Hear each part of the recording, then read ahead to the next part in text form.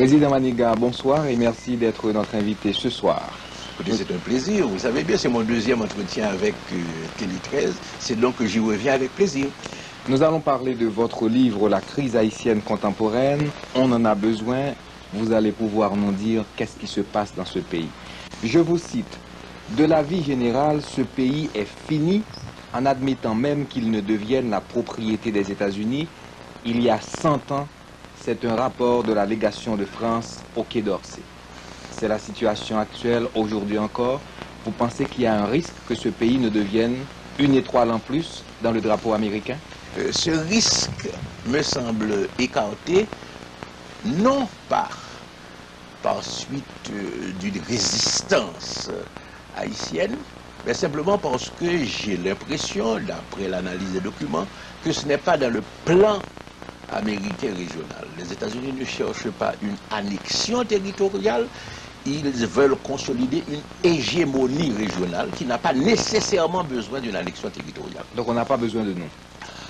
Bon, écoutez, c'est pas qu'on n'ait pas besoin de nous, on a besoin de nous sous la forme d'un pion, un instrument ou sur l'échiquier régional. Mais on n'a pas besoin de nous dans le sens qu'on veut extirper nos ressources et pour mieux les faire, il faut nous contrôler politiquement. Non, il suffit de nous contrôler politiquement sans une annexion territoriale. Et les Haïtiens seraient prêts? Écoutez, je ne dis pas que les Haïtiens seraient prêts, parce que ça signifierait un consentement.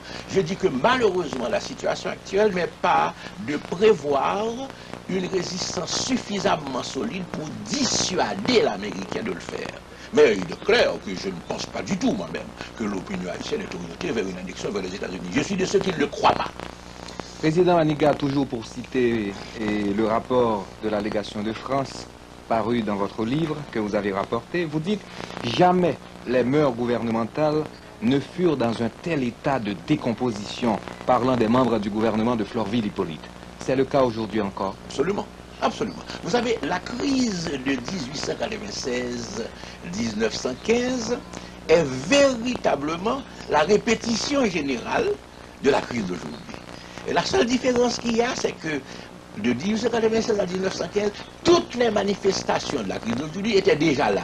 Mais c'était simplement la crise de la fin d'un système traditionnel qui devait changer face à la première pression sérieuse de la modernisation. C'est-à-dire qu'aujourd'hui, nous avons la même crise, mais à un autre niveau, à un niveau, je ne dirais pas supérieur, hélas, à un niveau inférieur, c'est-à-dire que nous avons la crise de la décomposition finale du système traditionnel, face à une impuissance jusqu'à présent d'entrer dans la société moderne. Nous allons y arriver, Président Maniga. Vous dites à la page 9 de votre livre, de François Duvalier, et retenez bien, à Jean-Baptiste Aristide. C'est une erreur? Oui, c'est une erreur. C'est une erreur. C'est une erreur. Ce n'est pas parce que vous regardez Aristide de haut ou de loin. Oh non, je ne regarde personne de haut et j'essaie de ne regarder personne de loin. Vous ne pensez pas que ça pourrait être le cas entre vous et Aristide? Mais de bonnes relations. Je ne l'ai jamais rencontré. Vous le connaissez personnellement? Non, je ne le connais pas personnellement. Alors je ne connais ni Aristide ni Préval personnellement. Vous dites à la page 9, de François Duvalier à Jean-Bertrand Aristide, donc, puisque vous admettez l'erreur, plus cela change, plus c'est la même chose. C'est quand même grave, cette dynamique du recul que vous identifiez, que vous diagnostiquez. Oui, écoutez, je vais essayer d'expliquer très brièvement le problème.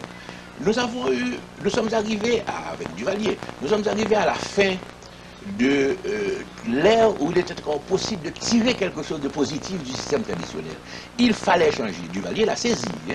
Il a saisi qu'il fallait changer, et mieux, il a saisi qu'il fallait changer avec les masses paysannes. N'oubliez pas sa campagne électorale. Cette campagne électorale s'adressait aux masses paysannes de Marie Baroud, etc. C'était à dessein. Et quand il a été au pouvoir, il a utilisé, disons manipulé, les masses paysannes à l'intérieur de Port-au-Prince pour montrer qu'il y avait un changement à cet égard, qu'on allait vers les paysans. Il a senti la nécessité du changement et l'orientation de ce changement. Mais il est tombé dans un piège que peut-être sa nature même d'homme préparait. Il est tombé dans le piège de la dérive fascistoïde.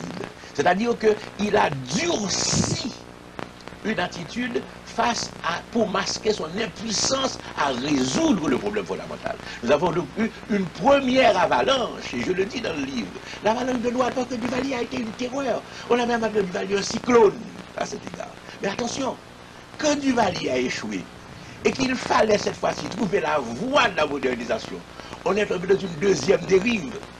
Mais cette fois-ci, et le populisme gauchiste a trouvé son expression dans le mouvement Lavalas, qui est devenu un mouvement anarcho-populiste. Résultat, là encore, le peuple se rend bien compte. Maintenant, tout le pays se rend compte, on n'a pas trouvé la solution à la crise de décomposition du système, c'est-à-dire la voie, l'exit, comme on dit maintenant aux États-Unis, de la part de ceux qui reviennent ou qui y vivent, l'exit vers la modernisation. Donc on a raté l'exit une fois de plus. Donc c'est la raison pour laquelle nous disons, maintenant, après l'échec des deux dérives, l'une de droite, ou en tout cas fascistoïde, l'autre de gauche, ou en tout cas anarcho-populiste, il nous faut, maintenant, l'heure est arrivée pour nous de trouver la vraie sortie. Et c'est la raison pour laquelle nous travaillons. Est-ce que l'échec de Duvalier, l'échec d'Aristide, les difficultés de Préval, les difficultés que vous avez connues au pouvoir, est-ce que ça ne traduit pas de préférence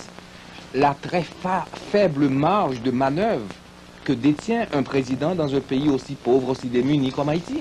Oh, c'est le contraire. C'est le contraire. C'est le contraire. Mais oui, c'est un des paradoxes d'Haïti.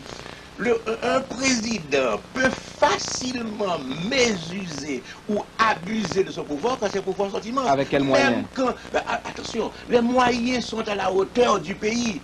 Comprenez bien, un président d'Haïti, même avec la Constitution de 1987, quand on fait une grosse erreur sur la Constitution de 1987, nous y reviendrons peut-être au cours de l'entretien, même avec la Constitution de 1987, un président haïtien a d'énormes pouvoirs, non seulement des pouvoirs constitutionnels, et de la pesanteur historique et de la psychologie sociale. Vous savez que des gens, j'ai fait l'expérience au pouvoir, nous avons un Premier ministre qui est chef du gouvernement, mais les gens n'étaient pas satisfaits avant d'avoir vu le président ou d'avoir eu le mot du président. Si je commettais l'erreur, je dis bien l'erreur, et attention, ça va paraître drôle, je commettais l'erreur de leur dire, mais ça relève du Premier ministre. Ils me regardaient en me disant, on ne comprend pas. D'accord, c'est dans la culture haïtienne. Mais oui. Je parlais de moyens dans le sens de capacité, moyens économiques.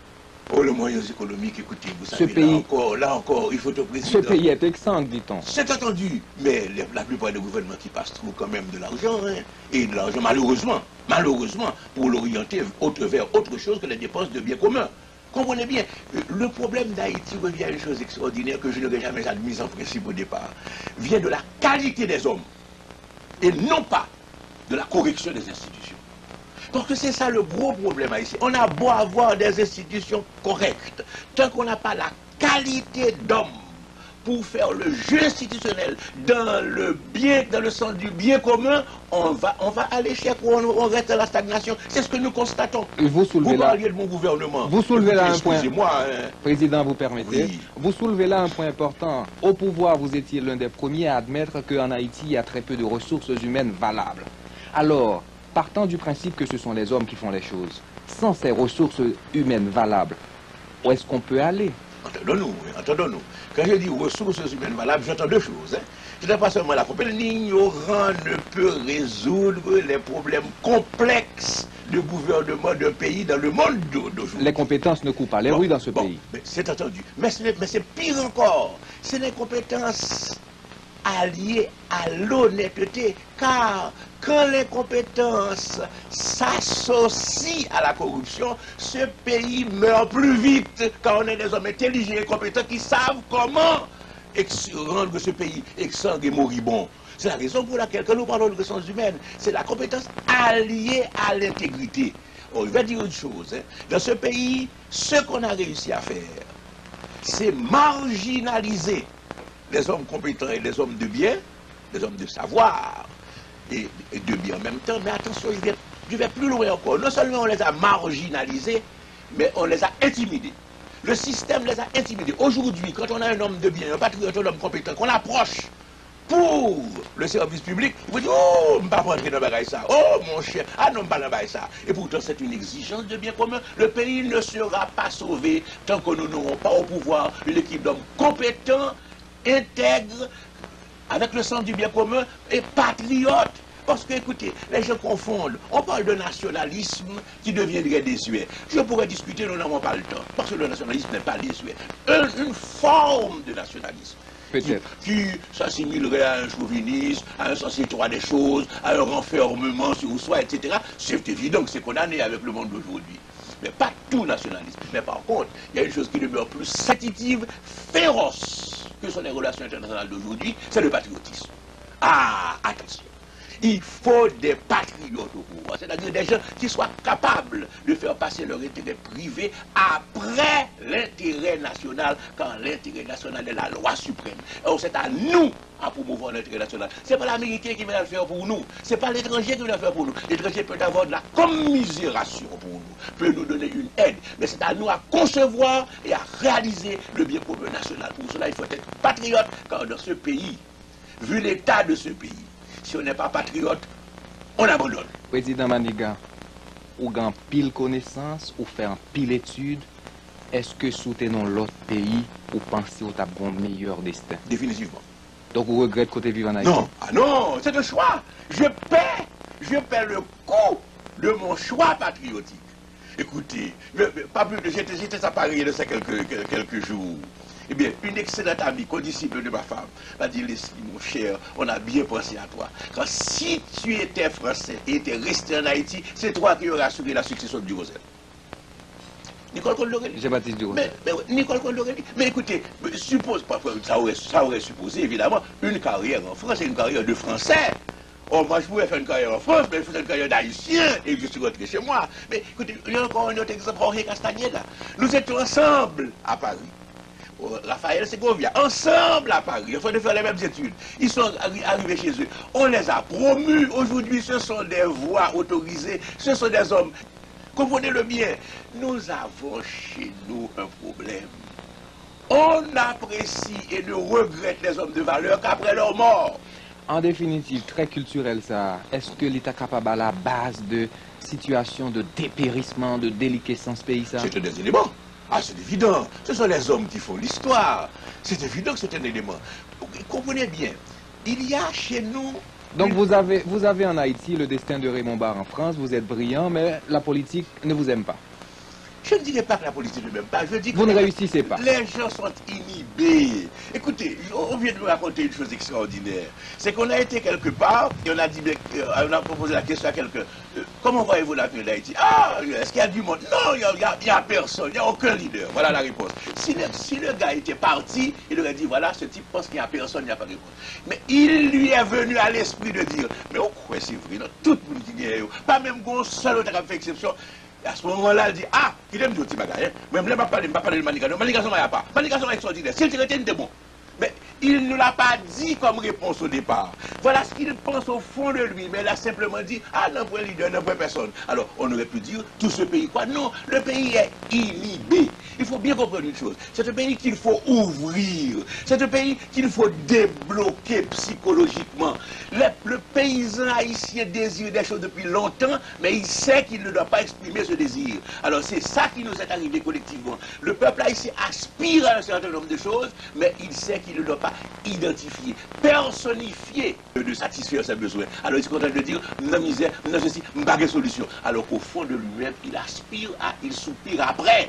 C'est ça le problème. Donc il y a ici chez nous un potentiel. Je dis que le travail actuel politique, c'est de rendre ce potentiel qui est latent, de le rendre manifeste. Il y a un capital potentiel. Il faut que ce capital, maintenant, soit investi pour qu'il donne des dividendes. C'est ça le problème ici. C'est ça le carrefour où nous amène la crise. Amener les gens à s'engager. Comprenez bien l'ancien système. L'ancien système, c'est que si on est pour A, B passe au pouvoir, il va victimiser tous les partisans de A. Donc, au moment de la campagne, les partisans de A ne vont pas dire qu'ils sont partisans. Personne ne s'identifie. Ah, voilà. Alors comme ça, on ne va pas changer le pays. Ça, c'est clair. Avec une attitude pareille, d'attentisme et d'espoir, mais contenu, refoulé, comprimé, silencieux, on ne change pas le pays.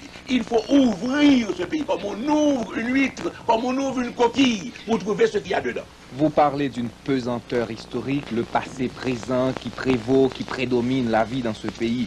Vous dites Haïti est un conservatoire.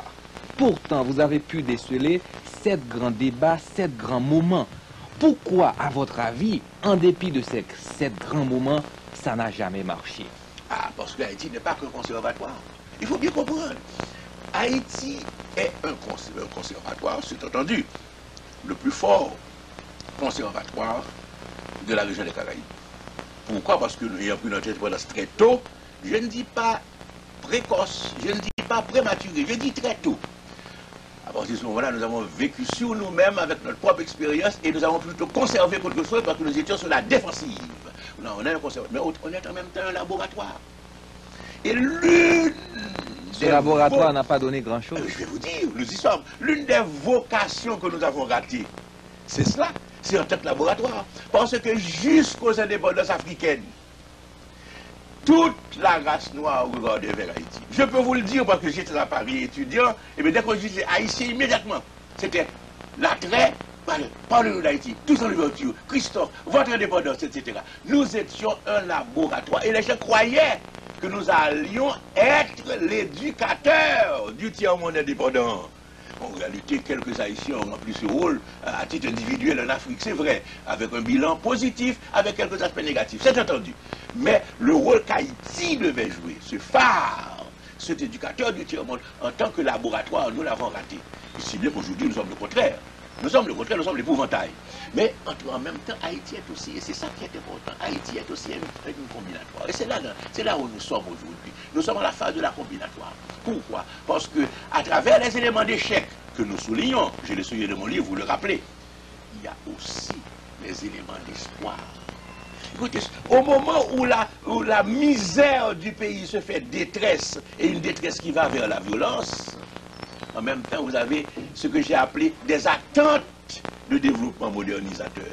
Et c'est ça ce pays. Ces attentes sont dans les masses populaires, certains secteurs. Ces attentes où, malgré la détresse, on voit la construction active, faisant mentir un dicton bien connu universellement, quand le bâtiment va, tout va. Ici, le bâtiment peut aller et le reste ne pas aller. Et enfin, on voit cette attente dans la prolifération des banques nationales, des grandes banques haïtiennes. Président Maniga, ma question, les 7 grands débats que vous avez soulevés à la page 36, premièrement, la polémique entre les écrivains du Nord christophien et l'Ouest pétioniste, 1807-1818, 1838-1843. Pourquoi ça n'a pas porté fruit? Mais j'essaie de vous l'expliquer.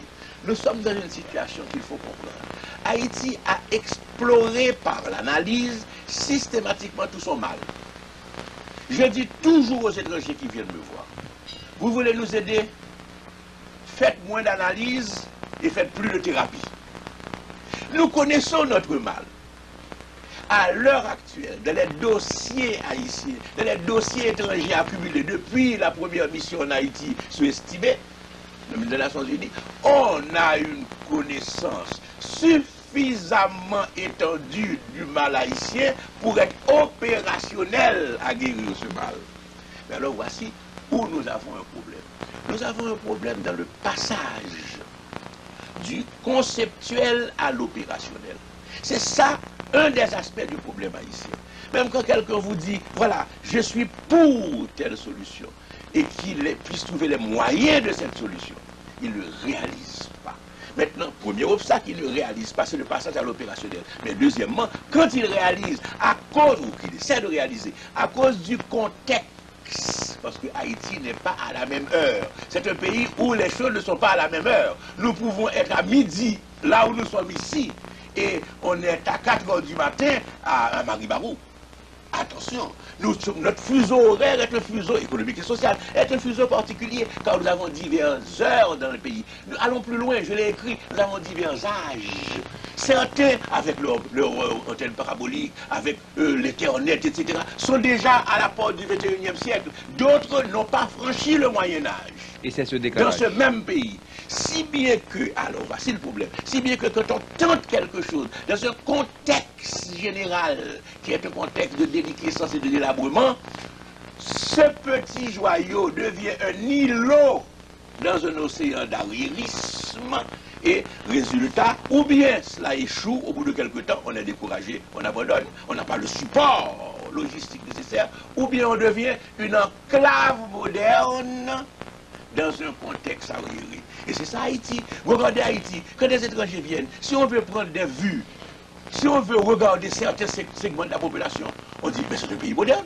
car il y a des enclaves de modernité. Mais quand on regarde l'ensemble, c'est un pays arriéré.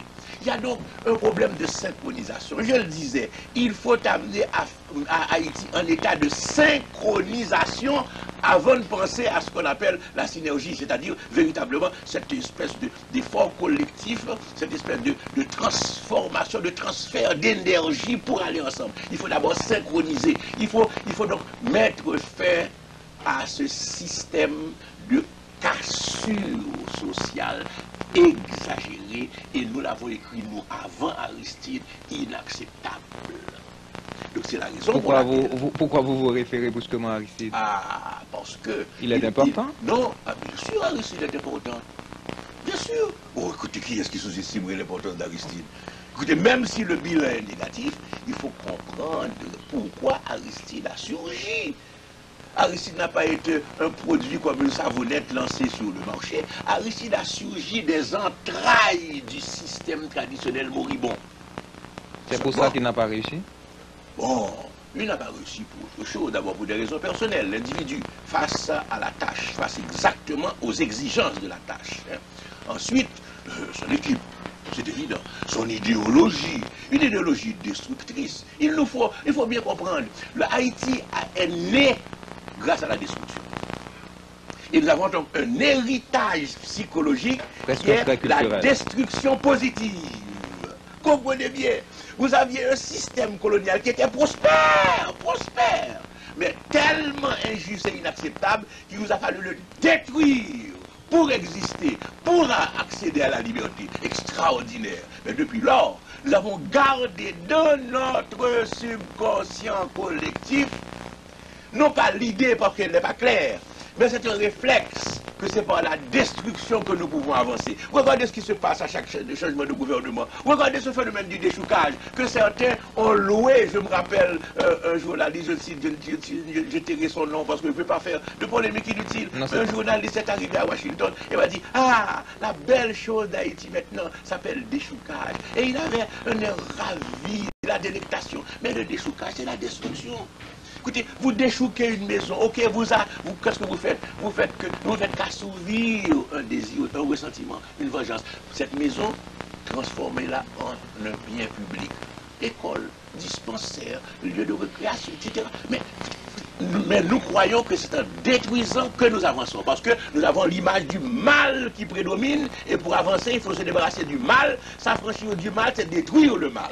Président Maniga, vous dites que de Papa Pétion à Papa Doc, le système a très peu changé, pour ne pas dire qu'il n'a pas changé du tout, ou presque pas du tout.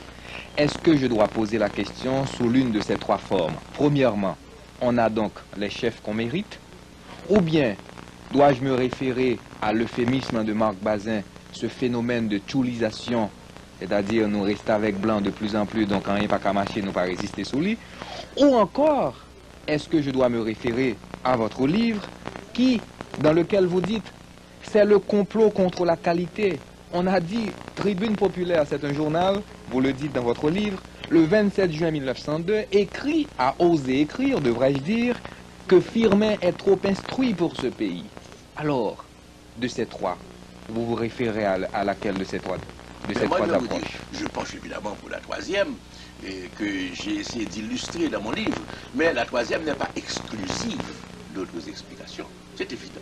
Non, mais si nous prenons le phénomène presque à l'état pur, c'est-à-dire le phénomène de Papa Pétion à Papa Doc... La troisième renvoie à la première, on a les chefs qu'on mérite. Non. Non? Non. Je voudrais faire une grande distinction ici, je le fais rarement, entre ce qui concerne Haïti et ce qui concerne l'extérieur, car ce que je disais tout à l'heure à l'intérieur d'Haïti est valable aussi. Nous ne sommes pas à la même heure que l'extérieur.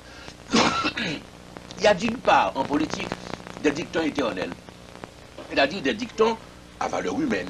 Et d'autre part, des dictons qui viennent de l'expérience concrète des hommes et qui donc changent d'une expérience à l'autre. Je ne crois pas que le peuple haïtien a les dirigeants qui le méritent. Je crois que les dirigeants haïtiens, traditionnellement, savent exploiter les tares, les failles et l'impuissance des secteurs valables de la population pour imposer un système antinational. C'est-à-dire pour avoir un gouvernement contre la nation. Mais je ne crois pas que le peuple haïtien mérite cela. Au contraire, moi j'ai écrit, je l'ai dit à plusieurs reprises, le peuple haïtien mérite mieux. Seulement, entendons-nous. Il n'a pas toujours trouvé mieux. Non, il n'a pas ce qu'il mérite. Mais entendons-nous cependant. Le dicton n'est pas absolument faux à 100%. Je dis que je le récuse pour Haïti par souci de justice et de vérité. Mais cependant, il y a des situations extraordinairement dures dont on ne se sort pas sans courage.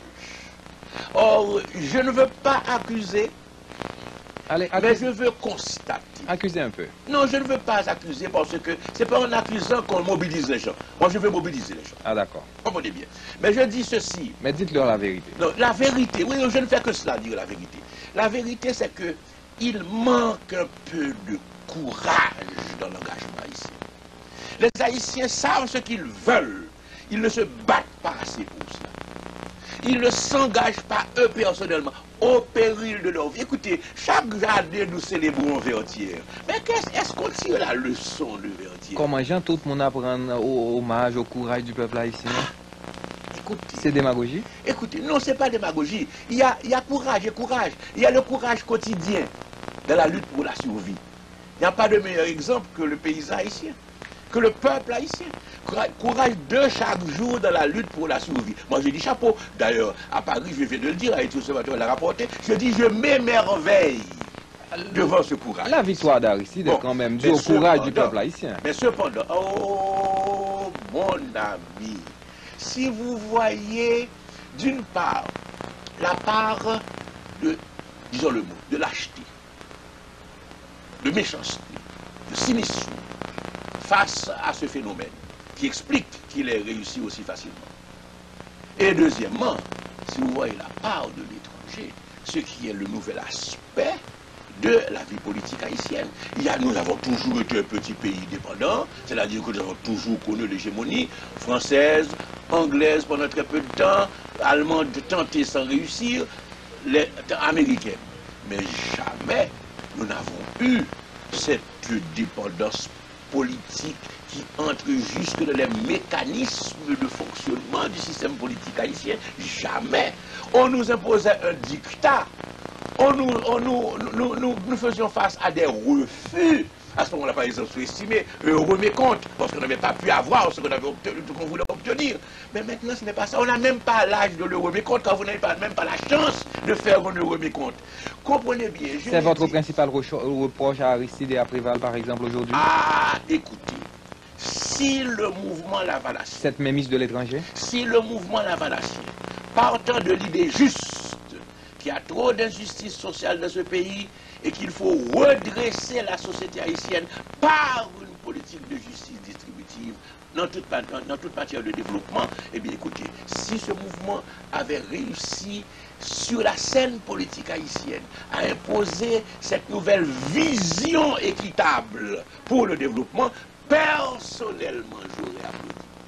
Car n'oubliez pas que non seulement les thèmes de justice sociale, mais même certaines approches pour la justice distributive, nous les avions proclamées bien avant Aristide. Seulement, quand il faut réussir un changement qu'on annonce, qu'on ne fait pas d'ailleurs, à partir de l'étranger, grâce à l'étranger, on tombe dans une double erreur. La première, c'est l'erreur nationale. C'est le patriotisme dont nous parlons. C'est à nous occuper des affaires du pays.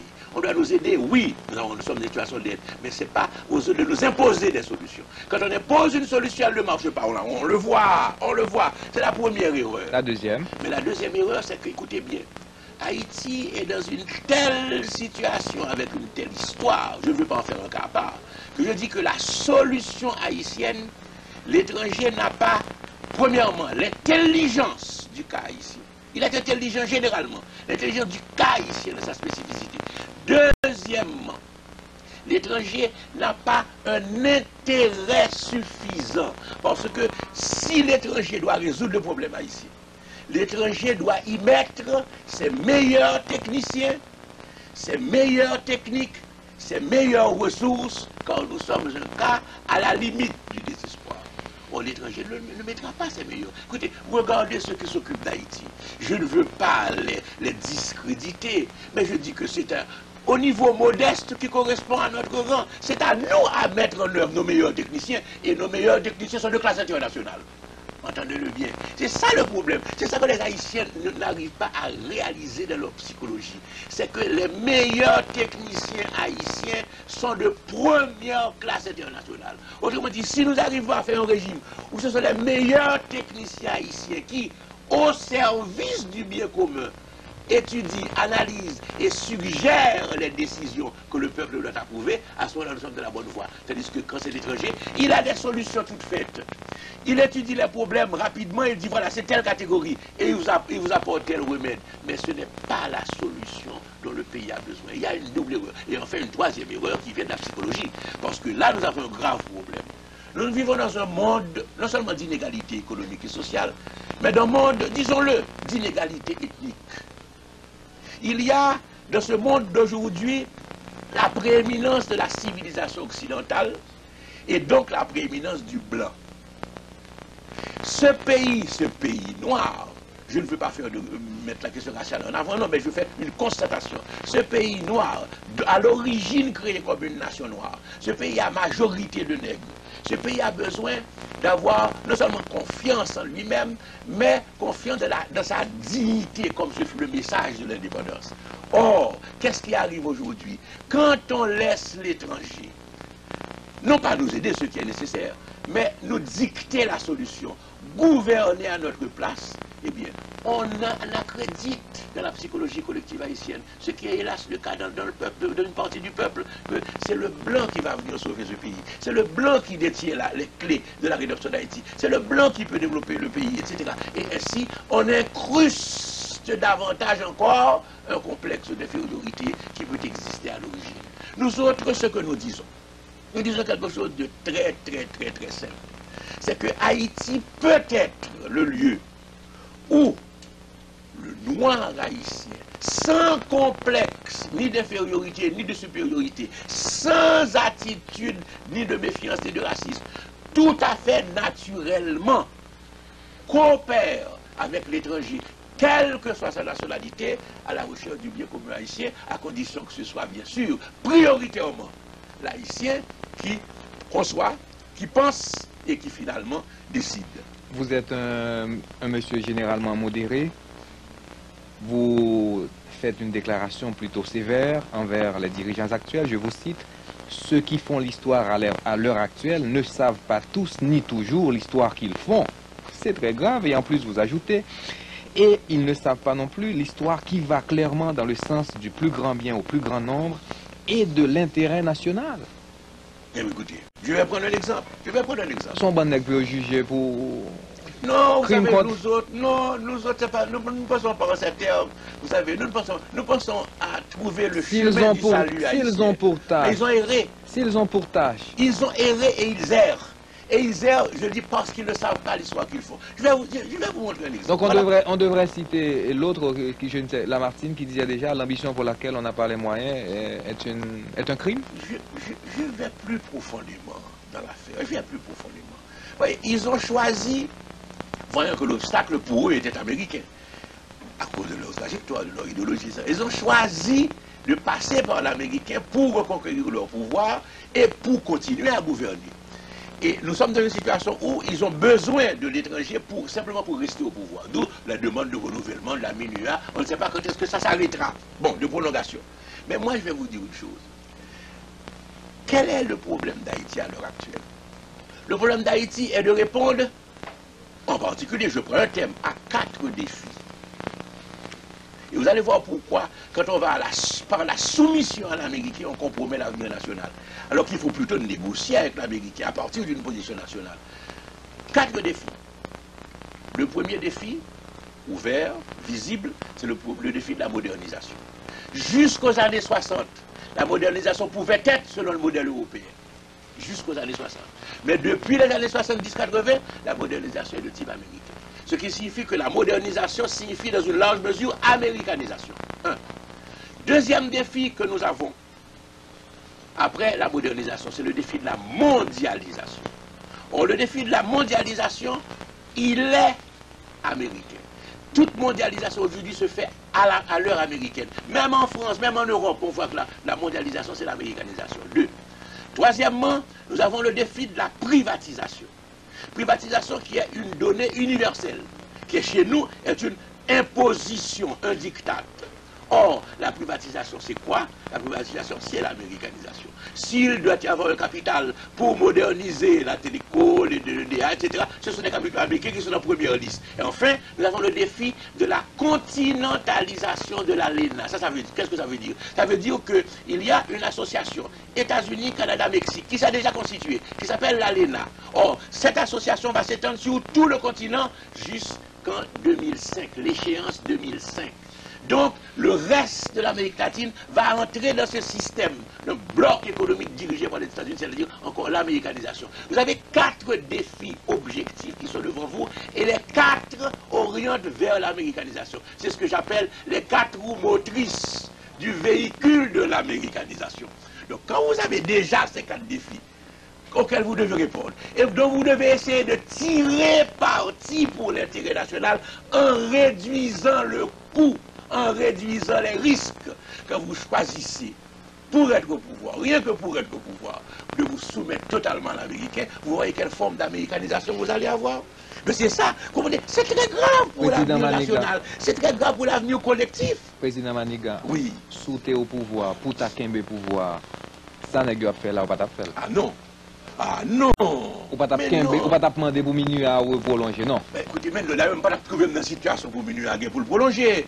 N'oubliez pas que nous avons pris position, nous, dès le départ, contre la mi-civile, ensuite contre la minuit. Nous avons pensé... Même si votre pouvoir était menacé. Écoutez, je vais vous dire une chose. Parlons en termes réalistes. C'est ce qu'on n'aime pas avec nous. L'Américain est puissant dans ce pays. L'Américain tire les ficelles dans ce pays. Et demandez à n'importe quel haïtien, qu'il soit militaire, qu'il soit homme d'affaires, qu'il soit professionnel ou autre, son horizon est américain. Si l'Américain donne le feu vert au projet est bon, si l'Américain dit niet, le type hésite, il ne se engagera pas. L'Américain est puissant. Et c'est la raison pour laquelle je dis ceci. Si cette puissance, nous devons en tenir compte, mais cette puissance peut s'employer aussi à bon escient, si nous la guidons. Au lieu de faire une invasion de 20 000 hommes au coût de 2,5 milliards de dollars, pour pouvoir ensuite dire, nous avons chassé des militaires affreux et il n'y a pas eu un seul GI de tuer. Mais écoutez, vous n'avez pas eu un seul GI de tuer, c'est qu'il n'y avait pas d'adversaire. Vous avez fait une invasion de 20 000 hommes à 2,5 milliards et pas un seul GI de tuer, donc il n'y avait pas d'adversaire. Vous avez fait une invasion extraordinaire, sans adversaire, premièrement. Mais deuxièmement, vous avez fait partir les militaires. Mais l'Américain avait les moyens de faire partir les militaires sans l'invasion de 20 000 hommes de troupes à 2,5 milliards de dollars. Écoutez, mais ces gens étaient subordonnés, dépendants de l'Américain. L'Américain aurait pu nous débarrasser des militaires, autrement que par toute cette formule d'occupation du pays. Nous le disions. Nous avions pris position ouvertement à cet égard. Nous avons dit, mais le départ des militaires est condition sine qua non de la démocratisation. Mais pas au prix d'une invasion militaire pour nous imposer une solution politique, le retour d'Aristide. Comprenez bien, quand on dit l'Amérique est tout puissant, mais il faut essayer aussi de tirer parti de cette toute-puissance et faire les choses dans un sens qui soit moins dommageable pour nous. C'est 2,5 milliards de dollars au service du gouvernement haïtien, mais nous au pouvoir recevons 2,5 milliards de dollars, le pays était sauvé. Or, on a fait une opération de 2,5 milliards pour rien, mais seulement pour rien. Ayons le courage de le dire. Nos amis américains nous permettront d'être véridiques pour faire reculer le pays. Peut-être que c'est ça américain ont voulu. Non, je ne pense pas qu'il y a eu vous faites remonter de nous faire reculer. Mais je dis voilà, 2,5 milliards de dollars dépensés et pour nous faire reculer. Vous faites remonter la crise actuelle à 1982. Pourquoi cette date? Ah, parce que je veux attirer l'attention des Haïtiens que c'est la date coupure. Vous savez, les Haïtiens, c'est pas seulement les Haïtiens, il ne faut pas blâmer les Haïtiens. De manière générale, on se remet aux dates politiques. Le départ de Duvalier en 1986, donc la coupure en 1986, ce n'est pas vrai. La coupure se fait sous Jean-Claude, avec l'échec de l'expérience économique de Jean-Claude. Échec de l'expérience économique de Jean-Claude et politique aussi d'ailleurs, qui commence dans les années 80, mais s'exprime en 82 par la conversion de statistiques qui étaient positives, c'est-à-dire favorables, à des statistiques qui deviennent négatives, c'est-à-dire défavorables.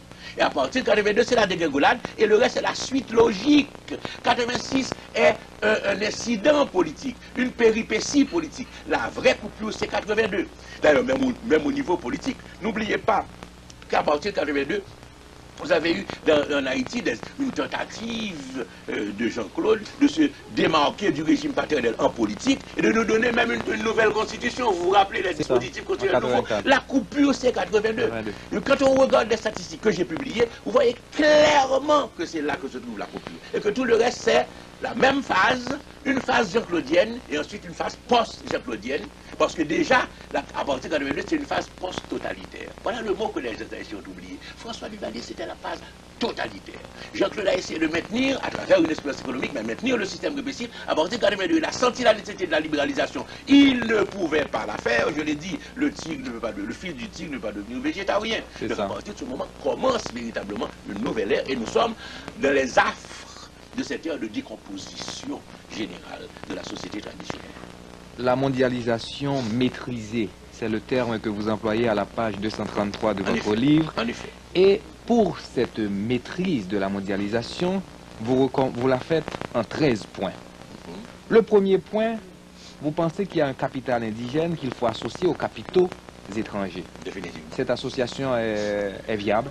Nécessairement. Vous comprenez, nous avons pris le chemin contraire. Là encore, voilà que les choses haïtiennes sont extraordinaires. Nous avons pris le chemin contraire. Les Américains sont venus et nous ont dit, j'espère que les Haïtiens n'ont pas oublié parce qu'on n'en parle plus aujourd'hui, qu'il faut, pour sauver Haïti, notamment après la privatisation, appliquer un principe qu'ils ont appelé le principe de la discrimination à l'envers. C'est-à-dire qu'on va écarter le capital national au profit du capital étranger. Ça a été même une suggestion d'une société financière internationale. Écoutez, mais non, on ne sauve pas un pays sans ses fils. S'il y a un capital haïtien, il faut que ce capital haïtien soit associé au développement futur d'Haïti. C'est clair. Donc là, ou en opposition totale avec le site de la Toto qui dit que nèg sa yo pas doit la donner encore. Écoutez, vous savez, à quel titre on veut les chasser? Je ne comprends pas, je pose la question. Oui, mais à quel titre on veut les chasser? On veut les chasser premièrement, dit-on, parce qu'il y a eu de la corruption, etc. Mais la corruption est externe aussi. Une bonne partie de la corruption est importée. Le système américain fonctionne aussi à base de corruption. Ou bien on dit parce que... Le système étranger. Il dit parce que... Deuxièmement, leur inefficacité. Yeah. Mais attention, leur inefficacité. Il faut bien comprendre.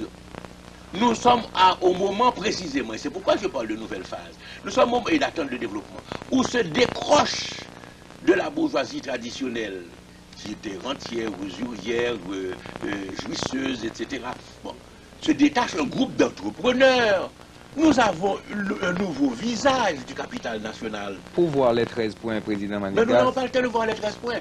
Mais malheureusement, je voudrais faire une idée générale qui est très importante pour parler de la mondialisation. Dans quelles conditions faut-il maîtriser la mondialisation? Nous disons ceci, en théorie générale, parce qu'il y a une théorie générale de tout ça, avant d'aborder les points.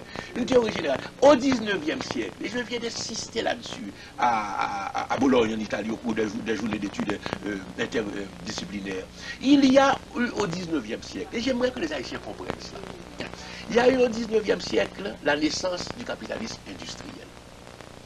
Ce capitalisme industriel a été fondé sur la machine, donc l'usine. Et ce capitalisme industriel disait, laissez faire, régime libéral, pas de préoccupation sociale. Nous avons un marché de main-d'œuvre, nous utiliserons, ce sera bien, et comme ça on développera les choses. Ceci a créé la famine.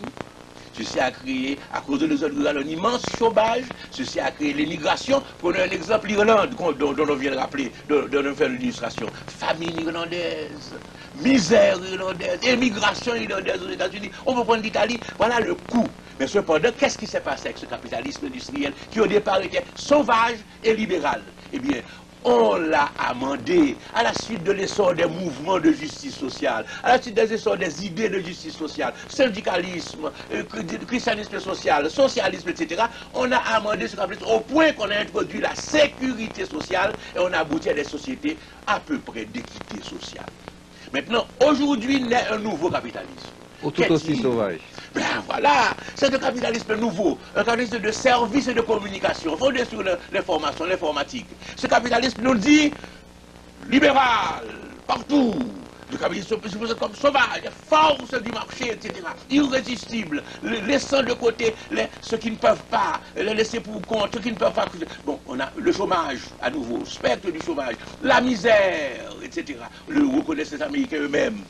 Alors qu'est-ce qui va se passer? Ben voilà pour nous le problème. Pour maîtriser la mondialisation, car aujourd'hui la mondialisation est encore sauvage. Pour maîtriser la mondialisation, il faut un nouvel humanisme d'équité sociale à l'échelle mondiale.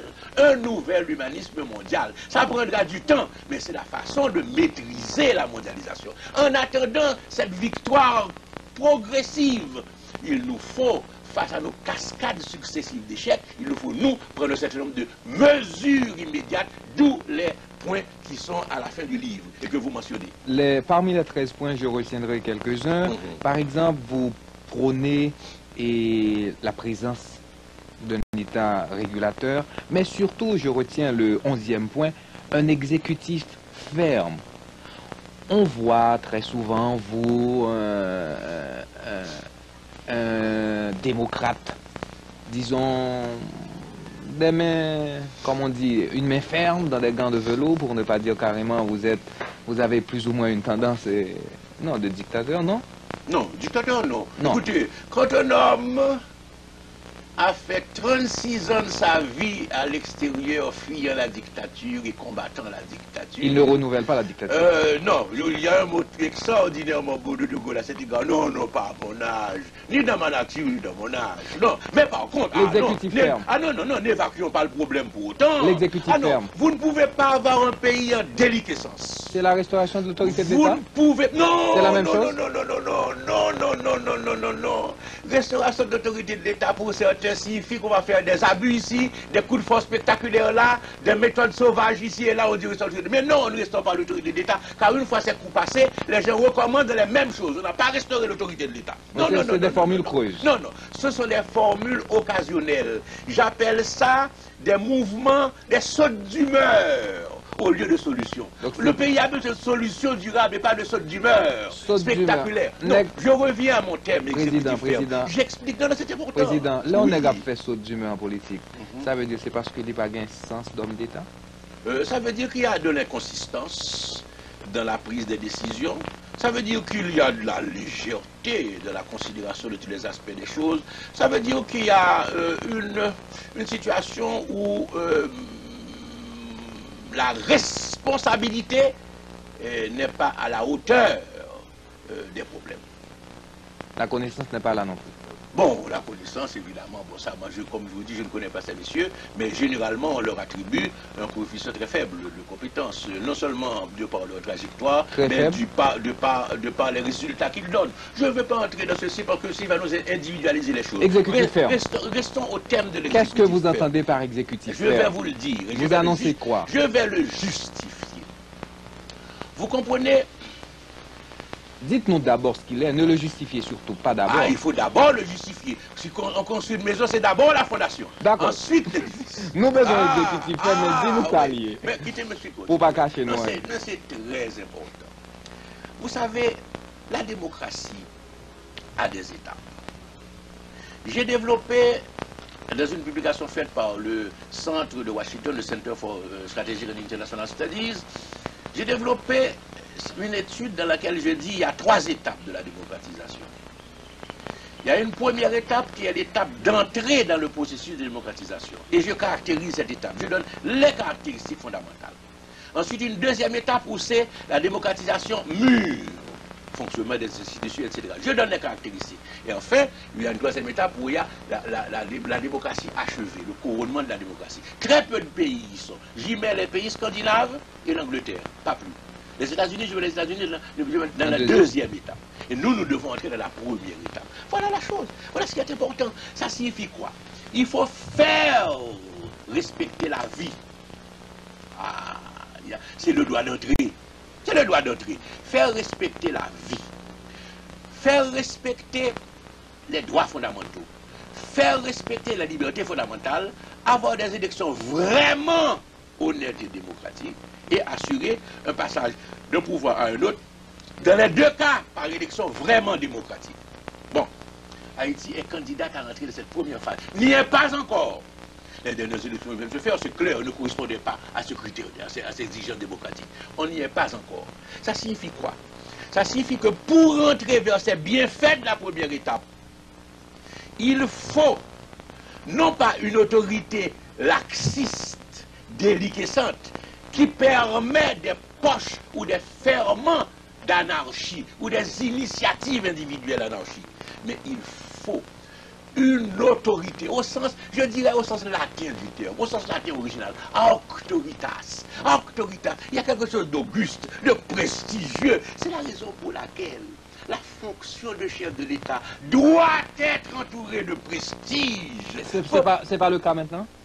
Écoutez, vous vivez comme moi le temps que nous vivons et vous ne pouvez pas dire que actuellement la fonction présidentielle est entourée de prestige. Moi, je les pose comportements n'incitent pas au prestige. Quoi, par peuvent exemple? inciter à autre chose, Quoi, par mais exemple? pas au prestige. Quoi, par écoutez, il y a une chose qui est importante. Quand on est chef de l'État, on a la responsabilité suprême du bien de la collectivité. Et comprenez bien, quand je parle de auctoritas, auguste, dit, responsable, torturante pour celui qui exerce le pouvoir, à cause des exigences et des responsabilités. Donc dictature éclairée? Non, mais pas du tout. La dictature, ça signifie le bon plaisir du chef. Ici, c'est la soumission du chef aux exigences du bien commun, mais avec l'énergie pour faire respecter ce bien commun et les exigences de ce bien commun. Vous comprenez? Vous ne pouvez pas laisser faire n'importe quoi. Chacun tire à U et à dia, surtout dans une situation de misère. Il faut de l'ordre. Mais l'ordre, ce n'est pas un ordre injuste, c'est l'ordre qui recherche la justice. Chercher la justice. Ah, c'est important. Et pour nous, là, c'est cette force de la loi, cette autorité des normes et des règles qu'il faut faire respecter. C'est l'ABC du pouvoir présidentiel. Dans un pays comme Haïti, où tout s'en va à volo, où tout est en liquescence, où chacun croit qu'il peut satisfaire ses besoins selon ses intérêts sans normes, il faut une autorité centrale, non pas au service de l'injustice et des abus, mais une autorité centrale au service du bien commun pour faire respecter des règles claires, valables pour tous et non pas valables pour certains, tandis que d'autres peuvent violer ces normes indéfiniment à leur profit. Donc c'est pourquoi il faut une autorité. Une autorité, mais qui soit accompagnée de prestige, qui soit accompagnée de crédit, qui suscite la fierté et l'adhésion. Quand je fais quelque chose, même si je le fais d'une manière autoritaire, et je dis, j'explique, c'est pourquoi je faisais l'éthique conservationnelle, j'explique pourquoi je le fais, dans le sens du bien commun. Les gens disent, ah mon cher, c'est vrai, oui, Deng avait raison, mon cher, nous d'accord avec lui. Mais c'est ça la différence. Il faut un exécutif ferme, parce que nous sommes en période d'anarchie. Il faut faire fonctionner les institutions, faire respecter les normes, faire triompher la justice. Président Pour ça, Maniga. il faut de l'autorité morale. Président Maniga, vous avez aussi parlé dans l'un de ces 13 points d'un redressement moral. Mais revenons à la page 55 de votre livre. Vous dites que c'est le passage de la dictature à la démocratie que nous n'arrivons pas à faire. La chance avec mon gouvernement, mais j'emploierai un mot que le droit et qu'on emploie très souvent en droit. Est-ce que vous pensez, avec les élections contestées qui vous ont amené au pouvoir, est-ce qu'on peut partir d'un biais pour arriver à réussir, à cette réussite? Écoutez, comment s'est faite la démocratisation au Chili? Comment s'est faite la démocratisation en République dominicaine?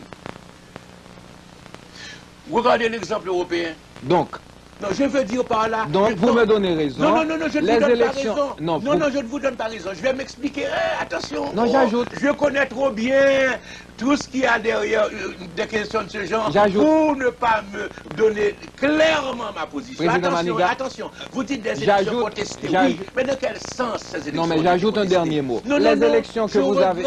Je regrette. Vous allez revenir sur ce chapitre et chaque fois que j'ai un entretien, on veut revenir sur ce chapitre. Maniga, écoutez, moi j'ai dit la vérité à ce sujet. Je n'ai pas à la répéter constamment. Président, mais puisque vous la posez au cours de l'entretien télévisé, je suis obligé de répéter. Une phrase. Écoutez, écoutez, il y a eu un... Non, non, laissez-moi m'expliquer. Non, non, je ne vous permettrai pas d'intervenir. Laissez-moi m'expliquer. Vous avez posé une question, c'est à moi de répondre. Laissez-moi répondre. L'élection d'Aristide et l'élection de Préval est mauvaise aussi. Laissez-moi... Oh! C'est ce que vous avez dit. Écoutez, vous avez constaté les choses comme moi, mais ne m'interrompez pas sur la réponse à ma question, parce que le public, une fois de plus, doit m'entendre confirmer des vérités qu'aujourd'hui, heureusement, il sait. Élection contestée, comment contester?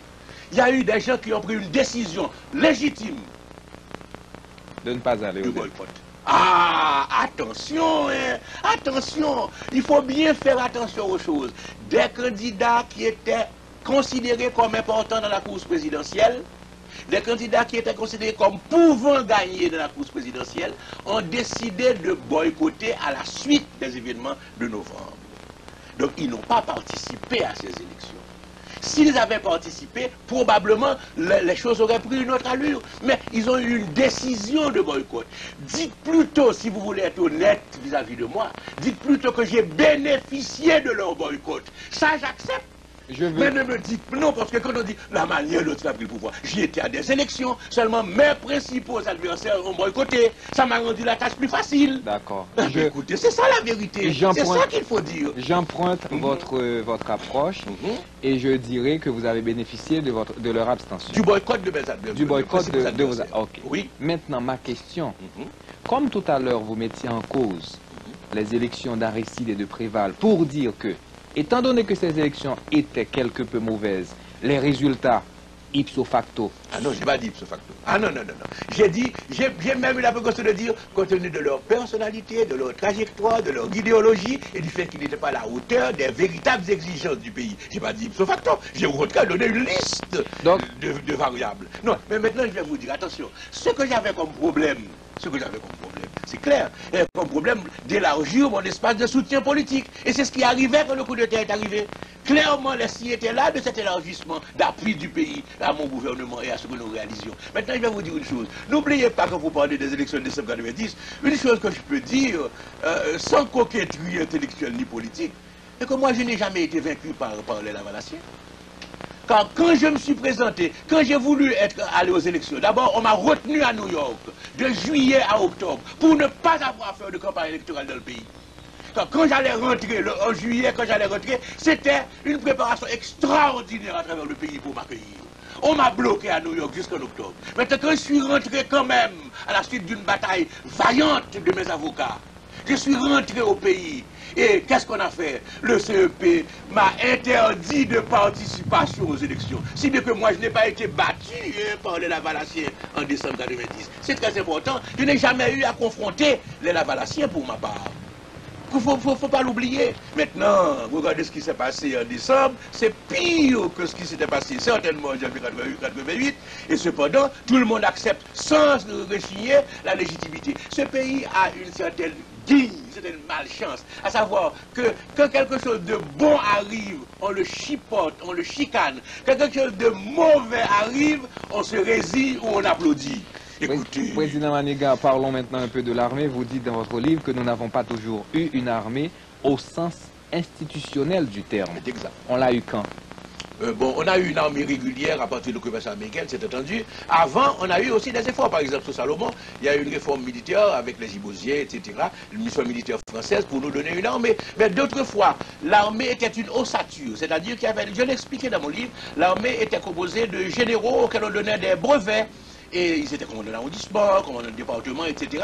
Et pour le reste, on recrutait comme ça au hasard quand on en avait besoin, quand il fallait marcher sur Port-au-Prince ou quand il fallait défendre le gouvernement, etc. Il n'y avait pas une armée institutionnelle, une armée régulière. Par exemple, quand on a voulu imiter la France, on n'a pas pu réaliser un service militaire obligatoire comme la France l'a fait avec la Troisième République. Et pourtant, la tentation a été ici de le faire. On n'a pas réussi. Donc il faut bien comprendre, c'est à partir de l'occupation américaine, la création de la garde d'Haïti, puis transformée en forces armées, que nous avons eu pendant une période près de demi-siècle, ou plus d'un demi-siècle, nous avons eu véritablement une institution militaire. Cependant, ce que je dis et qui est important, c'est que l'esprit militaire est universel chez nous. Ça, c'est certain. Le type de commandement qui est dans l'esprit haïtien est un type de commandement militaire. La dislocation actuelle de l'armée entraîne-t-elle, à votre avis, la dissolution véritable, automatique, et qui sera confirmée, selon vous, un jour? Oh, il faut beaucoup de temps d'ici le 21e siècle. Il faut attendre. D'ailleurs, vous savez, au début, c'était presque de l'allégresse quasi unanime que les gens avaient vu la dissolution de l'armée. Vous voyez aujourd'hui les débats sur cela. Tous les problèmes que ça pose. On commence à revenir un petit peu sur cette idée parce que c'était... Vous pouvez oser un pronostic? Oh, je ne sais pas. Tout va dépendre évidemment de la tournure politique des choses, mais il est certain que j'aurais dit que l'abolition de l'armée est définitive, est totalement définitive, si cette abolition avait eu lieu dans un cadre régional. C'est-à-dire, la République dominicaine avait l'abolition de l'armée, Cuba avait l'abolition de l'armée, etc. Alors je dis, dans le cadre d'une décision régionale, c'est une bonne chose. Mais dans le cadre d'une décision exclusivement nationale, avec le contexte régional, avec les problèmes internes, avec les failles, avec la crise que vit le pays, etc., je crois que l'abolition de l'armée pose beaucoup de problèmes qu'il faut résoudre. L'armée est appelée à revenir? Oh, pas l'ancienne. Pas non, sous la forme ancienne, évidemment pas. Mais l'institution. Des forces d'ordre au service du bien commun, je crois que c'est indispensable. En juillet 1911, Anténor Firmin, vous dites dans votre livre, écrit « Ou Haïti passe sous une domination étrangère, ou elle adopte résolument les principes de modernisation.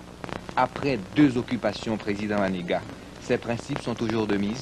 Toujours. Les principes de Firmin doivent être actualisés, bien sûr. 85 ans après, doivent être actualisés. Mais Firmin était, c'est ça l'importance de Firmin. Firmin était déjà un démocrate, au sens où nous l'entendons aujourd'hui. Et il allait même, avec le 2 janvier, jusqu'à la démocratie sociale, puisqu'il parlait de l'état des masses populaires pour correspondre à une véritable démocratisation du pays. Maintenant, il va vous dire, Firmin a dit, ou bien mes principes triomphent, ou bien ce pays passe sous domination étrangère. C'est à un moment où se déployait dans la Caraïbe ce qu'on appelle l'impérialisme américain. Panama, etc. Bon, Cuba, République dominicaine, Haïti. Maintenant, puis après, Haïti, République dominicaine. Maintenant, aujourd'hui, nous sommes dans une autre phase. Ces principes doivent triompher. Je ne dirais pas, ou bien nous passons sous domination étrangère, nous sommes sous domination étrangère. Nous sommes sous domination. Seulement, la différence, c'est qu'on ne va pas nous prendre comme colonie pour nous transformer à la manière de Porto Rico, de la Martinique et de la Guadeloupe. C'est ça qui ne va pas se faire. Mais nous sommes déjà sous domination étrangère. Autrement dit, la faillite de la démocratisation nous a déjà menés à la domination étrangère. Notre problème est de savoir comment recouvrer cette partie essentielle de la souveraineté qui puisse nous permettre de décider d'une modernisation dans un contexte de mondialisation maîtrisée. C'est ça le problème. Le problème est qu'il faut être très réaliste et très pragmatique. Nous ne le ferons pas contre l'Américain, mais nous le ferons dans une négociation, disons-le, ça peut être un combat, mais un combat n'est pas nécessairement un combat armé ou un combat de confrontation, non. Ça peut être simplement, comme par exemple, il y a aujourd'hui, malheureusement, le rapport des forces n'est pas le même, entre l'Europe et les États-Unis sur une série de questions, sur la question culturelle. Actuellement, la question est en plein dans l'affaire cubaine, etc. Il y a des différends, il y a des antagonismes, il y a des initiatives qui lèsent l'intérêt de partenaire. Ce partenaire doit être en mesure de voir comment tirer parti d'une situation inégale. La seule chose que je dirais au peuple haïtien en toute vérité, c'est que nous ne pouvons pas croire que nous sommes l'égal des États-Unis et nous allons nous imposer aux États-Unis comme Tokyo peut le faire ou comme l'Europe peut le faire. Mais ça ne signifie pas pour autant que nous devons être à plat ventre. Dès que nous disons ceci, nous disons vite, vite. Comme on a entendu récemment une autorité, la plus haute autorité du pays le dire parce qu'on lui avait demandé vite, vite, le faire vite, vite. Mais enfin, on ne peut pas faire vite, vite quand on est responsable de l'intérêt national. Il faut d'abord étudier comment ça va affecter l'intérêt national avant de faire. On ne peut pas dire je vais faire vite, vite. Vous comprenez? Il y a une attitude qui est importante. Et puis je vais dire autre chose. Là, je l'ai déjà dit, c'est pourquoi je suis à l'aise pour le dire, même si ça peut au prime abord choquer, après les gens verront que comme toujours je suis un homme de vérité. Très souvent dans la vie, au niveau des individus comme des nations, on se comporte vis-à-vis de quelqu'un selon la perception qu'on a de lui. Et cette perception qu'on a de lui ne vient pas seulement de ses propres préjugés, mais aussi de son propre comportement et de sa propre attitude. Si je me trouve en face de quelqu'un dont je sais qu'il est compétent, qu'il est honnête, qu'il est sérieux, qu'il est bien intentionné, qu'il ne m'est pas hostile, mais qu'il va défendre ses intérêts par rapport à moi, j'ai une autre attitude que si je me trouve en face de quelqu'un que je sais au départ, il est ignorant, il est malhonnête, corruptible, il n'est pas sérieux, donc je me comporte à son égard d'une autre façon. Il y a des fois des choses que fait l'étranger ici, il ne le fait pas à Santo Domingo, il ne le fait pas à la Jamaïque, voire à Caracas ou à Santiago. Parce qu'il sait qu'il a devant lui un certain type de partenaire. C'est la raison pour laquelle nous nous disons, mettons de l'ordre d'abord chez nous, faisons triompher ce qui est valable, ce qui est bien, ce qui est respectable chez nous. À ce moment-là, nous sommes en meilleure position pour négocier, même petit, même faible. Pour ce triomphe, voyons ce qu'on peut trouver chez les élites économiques. Vous dites que dans votre livre, pour ces élites économiques, une cargaison suffit à enrichir son homme. Nous sommes dans les premiers jours de l'indépendance nationale. De Dessalines à Duvalier, la véritable catégorie sociale, détentrice et bénéficiaire du pouvoir, sans l'exercer de manière directe, formelle et visible, était le bord de mer. Donc le bord de mer est responsable de ce passé toujours présent? Non. Il ne faut pas le poser de cette manière. Pas jusque-là. Non, non, j'ai dit le principal. Vous savez pourquoi j'ai dit le principal? C'est parce que certains veulent noyer le poisson. Et certains ne veulent pas dire que c'est le bord de mer. Alors il faut inventer une affaire qu'ils appellent la Trinité, où ils mettent les grands dons et où ils mettent les militaires. Ne se rendent pas compte que les grands dons, d'abord, sont petits, sont insignifiants statistiquement, sont insignifiants encore plus graves économiquement, parce que les grands dons, écoutez, le système de grands dons en Haïti est incroyable, il faut voir le métayage. Le type est propriétaire de nom, ce qu'il reçoit de sa terre, pas grand-chose et il n'a pas d'influence. Il n'a d'influence que par l'homme de la ville. Mais comment peut-on éviter cette dépendance et plutôt douce, généralement, du pouvoir politique face au secteur et face aux élites économiques? Ah, en les diversifiant. La diversification, c'est ça. Écoutez, si vous avez diverses élites dans un pays, quand j'entends par élite, non pas un corps qui a un privilège de droit et le garde impunément, non. Je mets beaucoup de mérite. Je parle de méritocratie quelque part, n'est-ce pas? Je mets beaucoup de mérite dans ça. C'est-à-dire que des éléments populaires peuvent constituer ces parties intégrales de ces élites. Si vous avez des élites intellectuelles qui jouent leur rôle, si vous avez des élites politiques, avec des leaders politiques, de véritables partis politiques qui jouent leur rôle, si vous avez des élites économiques, mais si vous avez des élites professionnelles, vous comprenez, ce sont des secteurs qui doivent arriver à l'âge de la modernité de manière à concevoir le bien public par suite d'une espèce de seule élite domine. Cette élite ne voit que ses intérêts et cette élite ne pense pas en termes de consensus, mais plutôt en termes de dépendance des autres secteurs de la société. Tandis que si vous avez différents secteurs qui sont représentés par ce que j'appelle les élites, c'est-à-dire des éléments tirés de ces secteurs, éclairés, responsables, actifs, participatifs, et qui savent représenter ces intérêts-là, maintenant avec les autres autour de la véritable table. Alors quand nous disons table ici, nous parlons de table au sens sérieux du terme. C'est pas bon table. Pas au sens sérieux du terme. Non, non, parce que écoutez... Il y en a d'autres qui ne sont pas sérieux là-dessus? C'est évident. Comment ça? C'est évident. Comment? Écoutez, d'abord, si vous parlez de table, c'est que vous parlez de négociation. Oh, qu'est-ce qui se passe? Vous ne pouvez pas venir à la table de négociation en ayant tout. Si nous devons jouer aux cartes autour d'une table, vous allez distribuer les cartes doivent être distribuées pour qu'on puisse jouer. Mais si vous avez toutes les cartes, vous prenez toutes les cartes, vous accaparez toutes les cartes et vous dites venir au bord de la table. Donc vous demandez à un homme politique de partager le pouvoir? Pas de partager le pouvoir. Qu'il y ait des partenaires du système politique. Car quand un partenaire du système l'emporte, il a le pouvoir. Mais ce que je dis, c'est qu'au départ de la dévolution du pouvoir, il faut qu'il y ait une distribution des cartes, ce qui n'a pas été fait l'année dernière au cours des élections. C'est la raison pour laquelle aujourd'hui, il ne peut pas y avoir de jeu politique. Il y a une formule politique qui, parce qu'elle est seule, se parcellise, se morcelle, se divise, s'antagonise entre soi. Tandis que le jeu démocratique est un jeu compétitif. S'il y a compétition, c'est qu'il y a plusieurs coureurs, c'est qu'il y a plusieurs partenaires. Alors, c'est pourquoi nous disons la solution politique haïtienne. Mais comment expliquer que... C'est qu'il faut une nouvelle donne. Comment expliquer qu'en dépit de toute faiblesse à eux, messieurs demeurés, populaires, les seuls, non? Oh, mon cher, vous savez, je suis un scientifique. je demeure un scientifique dans tout ce que je fais. Apportez-moi les données de cette popularité. Car même à l'époque de l'apogée aristidienne, Aristide n'avait pas la majorité du peuple haïtien. Il avait la plus importante minorité du peuple. Vous parlez beaucoup plus d'Aristide que de Préval. Aristide est parti. C'est Moi, mais Préval Préval, écoutez, oui, mais Préval, enfin, si j'en crois les propos, Préval lui-même, il paraît, je ne le connais pas, il paraît que c'est un peu sans rire.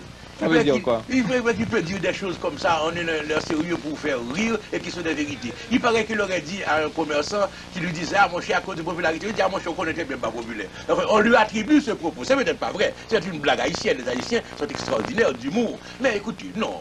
Non, écoutez, non. Quand on parle aujourd'hui de la situation haïtienne, on ne peut pas parler en 1996 en termes de 90, en termes de décembre 90. Écoutez, vous êtes un animateur de médias, il y a les stations de radio, il y a les journaux. Voyez ce qui se dit, voyez les critiques qui se font. Comment peut-on pas évoquer les données de 90? Vous êtes quand même, vous n'êtes pas du tout gentil avec les hommes politiques. Vous dites que ils n'ont aucun sentiment moteur d'abnégation pour faire avancer les affaires du pays à la page 66 de votre livre. Et vous dites plus loin, ce sont des leaders bluffeurs et opportunistes. Attention, je dis ceci qui est vrai, que tout le monde dit, que tout le monde constate. Mais j'ai dit aussi... Venant de vous, c'est sévère. Ah, mais écoutez, je suis toujours l'homme de vérité. Mais j'ai dit aussi, parce qu'il ne faut pas détacher les phrases de leur contexte. Ah, c'est ce que je fais. J'ai dit aussi au début du même passage, qu'il y a parmi eux beaucoup d'hommes de valeur qui probablement doivent continuer à l'être. Je dis, il y a parmi eux beaucoup d'hommes qui ont fait des sacrifices, parfois même de leur vie. Et j'ai dit, pour commencer le paragraphe que vous citez, car heureusement j'ai bonne mémoire, pour commencer le paragraphe que vous citez, j'ai dit ceci: les hommes politiques ne sont pas plus coupables que le reste du pays, ils sont à l'image du pays, seulement ils sont plus en vue et on voit leurs défauts, mais ce sont les défauts de la collectivité. Non, mais science politique, là, dit que c'est une politique pour qui va le temps. Oui, donc il faut donc bien... Parce que c'est un jugement équilibré que je porte. Regardez, si vous me dites, voici les défauts de la classe politique, mais j'ai dit quelles étaient les qualités aussi. Donc, il y a un équilibre entre qualité et défaut. Je dis ceci, que cette classe politique n'a pas été à la hauteur de la conjoncture quand nous saurions trouver la solution de la démocratisation après 10 ans. C'est ça. Après 10 ans, ça c'est ça le constat. On a essayé de faire un petit hit parade de la situation politique. Oh, non. Pas fait ça. Non, pas moi. Pas vous. Pas moi. Non. Je ne vais pas me discriminer. Bon, en nous fait. Il y a des hommes de valeur. En nous faisons l'autre genre. Est-ce que nous avons une projection pour le pays à la... Est-ce qu'on pense aux prochaines élections à bien de meilleures têtes qui paraissent ou bien à bien même raz-de-marée et disons... Il y en a qui s'accrochent et qui continueront de s'accrocher en dépit de toute vraisemblance. Ce qu'on a appelé durement les hommes partis, eh bien, continueront probablement parce que c'est la seule façon pour eux de compter dans l'esprit public et essayer de décrocher quelque chose. Les hommes partis en Haïti, c'est qui? Bon, alors, je ne sais pas, on a parlé de ça dans les journaux, on a parlé de ça récemment dans des articles de presse, on a parlé des hommes qui seraient eux-mêmes leur parti. Bon, maintenant, il y a d'autres qui ont des petits partis. Je crois que quelqu'un les a appelés des particules, méchamment. Eh bien, ces petits partis continueront aussi parce qu'ils ont leur fonction. Les petits partis, à votre avis, c'est qui va? Ils ont leur fonction, ils ont leur rôle, et seulement ils n'ont pas de Président, je constate que vous ne répondez plus aux questions. Non, je développe ma pensée, et je tiens à continuer à développer ma pensée dans la logique de cette pensée. En Amérique latine, on dit qu'ils n'ont pas de option de poder. Ils savent qu'ils n'ont pas de option de poder. Cependant, ils continuent à vivre parce qu'ils ont plus une fonction. Maintenant, il y a des partis qui ont une option de poder. Donc, pour pouvoir décrocher un poste un jour, des partis sérieux. Seulement, il se peut que surgissent de nouvelles têtes. C'est possible. Parmi les partis sérieux, vous citerez qui? Ce que je veux dire, écoutez, si je cite parmi les partis sérieux, ça signifie que les autres ne le sont pas. Vous comprenez? Disons BAM 4. Mais non, je ne vais pas vous donner 4. Écoutez, à l'époque où l'IRI et le NDI... Donc c'est étranger encore pour qu'il faire classement? Non, c'est pas l'étranger qui a fait classement. Ma bon classement étranger fait. Attention, c'est pas étranger. Pour qu'il soit pas étranger. Non, parce que moi-même, moi impliqué dans la lutte politique, et me pas voulais que l'homme dit un tel sont bons leaders politiques, ça signifie que les autres ne sont pas bons leaders politiques. Non, c'est une question de justice et c'est une question de politique. Car nous avons besoin de tout le monde dans la bataille qui va venir. Nous avons besoin de tout le monde. En Haïti, il y a un problème qui est important. Aux États-Unis, ouais, deux personnes qui goumé et puis après, ils la main. En Haïti, lors d'un bagage qui meurtri, qui blessé, il y a un monde qui a un dent, et ça va empêcher une action nécessaire. Ouais, ça pétion avec des salines fer. Il y a goumé dans la guerre du Sud, une contre l'autre, 2 ans avant. Et 2 ans après, une baille l'autre, mais goumé ensemble, point de balance là. C'est rare pour voir ça répéter. N'est-ce pas même fait ça qu'on y a? Parce que le recul est partout. Ah, le recul est partout. Le recul est partout, c'est évident. Alors, si vous voulez, qui me dire, mais ça, monsieur, te dit, même, je t'ai dit, la balance, évidemment, je t'ai dit FNCD à l'époque, par contre, je t'ai dit ça toujours. Je dis Pampra, oui, parce que pas de problème, tout plat qui passe. Je t'ai dit Pampra, je t'ai dit Conacom, je t'ai dit NDNP. Ou en 5e position? Non, je cite en 5e position. Pas dit en 5e position. Parce que je vais vous dire, vous ne pas connaître, il y a 2 enquêtes qui font de popularité. Ou les sur moi, puisque je connais des disciples dans la presse. Ou connaissez des côtés. En quelle position? Avant Préval. Avant Préval? Ah, ou pas connaître ça, ou pas connaître, cherchez-les. Cherchez-les. Ce n'est pas moi qui fais, c'est étranger qui fait. Et là, ça me bat candidat, Préval des candidats. Alors, mais donc Préval a bénéficié de votre abstention? C'est possible. Ah mais oui. Et de l'abstention des autres aussi, mais bien sûr. Mais la différence, c'est que c'est eux-mêmes qui mettaient nous en condition de ne pas participer en nous excluant. Ah, mais différence là. Son jouette qui fait comme ça pour ça passer, j'en passe là. Et puis après, je dis, ah, je support, je support. Ah oui, mais ça fait au départ, l'empêche au support. Président Manigal, il était 1 minute, qui serait aimé dans la vie? Tout le bagaille. Toute bagaille? Toute bagaille. Parce que je m'estime que nous pas bon bagaille au gain, sont pas payés un prix là-dedans. Sac mauvais, je considère comme le prix de sac bon que je gagne. Qui sera aí? Oh, la méchanceté des hommes. Non pas leur faiblesse, au contraire, moi, amour pour leur faiblesse, nous avons aidé à corriger. Mais la méchanceté des hommes. Nous qu'on arrive dans des cas où moi des gens, c'est méchanceté pure qu'on fait. Est-ce qu'on a l'impression que... Et me poser peut-être la question pour qui ça? Est-ce qu'on a l'impression actuellement où c'est les Haïtiens le plus cultivés? Oh, comment tu as fait tout comme ça? Si je te dis ça, je ne peux pas moi-même qui dis oui. Mais si je te dis, si je t'aborde dans ce sens, je ne peux pas cultiver, mon cher. Je connais tout ça, je ne connais pas. Je ne connais pas les autres questions, je ne connais. Mais moi, je connais tout ça, je ne connais. Seulement, pour parler très sérieusement, je ne vois pas comment on pourrait parler des hommes cultivés de ce pays sans le citer, c'est évident. Parce que, écoutez, c'est rare de voir. Sans vous citer, c'est une première. C'est rare de voir. Moi, un Américain me l'a dit à la rue Guillaume un jour. Sans vous citer. Il m'a dit, écoutez, est-ce qu'on rend nous compte que c'est le premier noir qui enseigne à Sciences Po, de toute l'histoire de Sciences Po? Je dis, mais oui, je connais ça, mais c'est pas une grosse affaire. Je suis professeur en Sorbonne, je suis professeur à l'école des hautes études internationales. Pourquoi les Haïtiens font ça? C'est-à-dire que dans le domaine PAM, je fais des bagailles que d'autres Haïtiens dans le domaine PAM ont fait. C'est-à-dire qu'il faut faire une série de domaines, et on dit, bon, dans le domaine PAM, je vais résultat ça acquis de première grandeur, mais dans l'autre domaine, on a comme Pierre Sylvain. Il était l'un des premiers spécialistes mondiaux du café. Alors, écoutez, Haïtien qu'on je dois dire, si bon Dieu aide grâce à l'intelligence qui va au départ, et trajectoire, moi, arriver au plus haut niveau. Pourquoi dans bon Dieu? Haïtiens arrivent dans le plus haut niveau, et me citer Pierre Sylvain pour café. Pourquoi dans bon Dieu? Ah oui! Dans la jeune génération d'Haïtiens, qui est un nègre très brillant, par exemple? Ah, mon cher, je ne peux pas dire ça, parce que d'abord, par contre, tout, c'est l'un des problèmes. Non, mais au moins, il y a un qui est tellement percé qu'on a fait. Non, je ne peux pas faire ça. Pas comme ça. Non, pas faire. Il y a une jeune génération intéressante. Je connais quelques-uns là-dedans, même pas dire une qui pire. Parce que Haïtien aime trop ça, c'est moi pire. Ou une bonne mentalité de Cassius Clay. Monsieur le plus grand, monsieur le plus beau, monsieur le ceci. Mais non. Président Manigal, vous êtes un abîme de savoir. Mon Dieu! Pour répéter Rabelais. Si je me découvre ça, je vais perdu tête, mais oui, sur mes épaules. Pour répéter Rabelais, vous êtes un abîme de savoir. Mon Dieu. À quel moment, à quel niveau vous sentez-vous avoir échoué? Je ne me sens pas encore avoir échoué, mais je sens avoir raté des chances sérieuses de réussir. Je situe une première avec Duvalier, parce que nous constituons une équipe qui était l'équipe de modernisation du pays. Ah, ça c'est certain. J'en parle dans mon livre. Et nous avons raté cette chance parce que Duvalier nous a balayé. Il a été plus fort que nous. Il faut le reconnaître. Ensuite, j'ai raté une chance de réussir quand j'étais au pouvoir, parce que si j'avais fait 6 mois au pouvoir, on n'aurait pas été renversé. Donc j'ai été renversé 4 mois après. Et là, c'est dommage, non pas pour moi, parce que, bon, mon égo, j'étais déjà président, je suis un ex-président. Bon, quelqu'un disaient, la famille Manigan voulait être président, je suis arrivé président.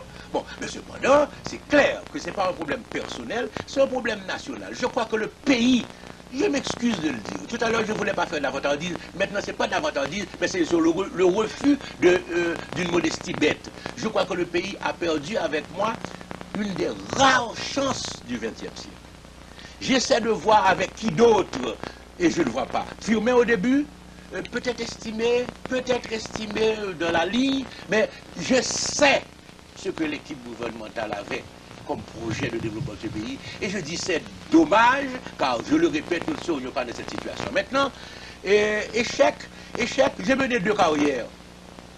Peut-être que si j'avais mené une seule, de manière monolithique, par exemple la carrière simplement de professeur d'université, je ne sais où je serais maintenant. C'est possible. Mais ce n'est pas un échec, parce qu'à partir de certain moment, arrivé à un moment de ma carrière que j'ai estimé être le point culminant de ma carrière. Parce que, écoutez, je n'avais jamais pensé dans ma vie, je dois le dire, que j'aurais été professeur en Sorbonne. Jamais. Assistant, peut-être, que des choses, maître de conférence, comme je l'avais été avant. Mais là, j'ai été professeur titulaire de première classe. Et là, en charge de cours d'agrégation et de licence. Je crois que c'est important. J'étais professeur à l'école des études internationales de Genève, qui est l'une des plus brillantes écoles de formation internationale du monde, disons-le. Et là, j'ai été respecté partout, professeur de première classe. Donc, je crois que je me suis dit, bon, basta dans ce domaine. Voyons, dans le temps qu'il nous reste à vivre, ce que l'homme qui est arrivé là peut faire pour son peuple, d'accord avec son compris par tout le monde. J'ai été détesté par certains du simple fait que j'existais. Mais je crois que ce qui est en train de se passer maintenant me réconforte. Ou bien les 3 instruits pour pays? Non, pas dit ça, non. Comme on disait de firme? Non. On commence à se rendre compte. On est assez avancé à se rendre compte de ce que nous voulions faire. Et j'entends partout des choses qui non seulement me réconfortent, mais me dynamisent. Je sens que ce pays pense que je peux encore donner quelque chose, que la chance existe, que je retrouve le peuple haïtien dans un travail collectif de chantier de reconstruction nationale. Et c'est ce qui me tient dans la lutte politique. Je crois donc vous seriez la chance qui repasse. Pourquoi pas, si ce pays doit avoir une chance comme la mienne. Mais si c'est quelqu'un d'autre qui peut faire ce que je veux faire, eh bien le destin aura voulu que ce soit quelqu'un d'autre. Mais si c'est moi, je suis disponible, je suis prêt. Je me prépare en tout cas, je continue de me préparer. C'est pourquoi je dis aux miens, préparons l'avenir. Président Manigan, merci beaucoup. C'est moi qui vous remercie.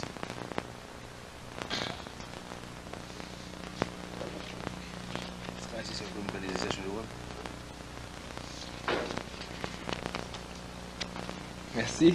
Bon, on va voir. Quand est-ce que vous passez? Demain soir. C'est demain soir? Oui. Oh, je pensais que c'était plus tard que ça. Il faut non, c'est... À quelle heure? 9h30. 9h30. Bon, il faut que j'avertisse.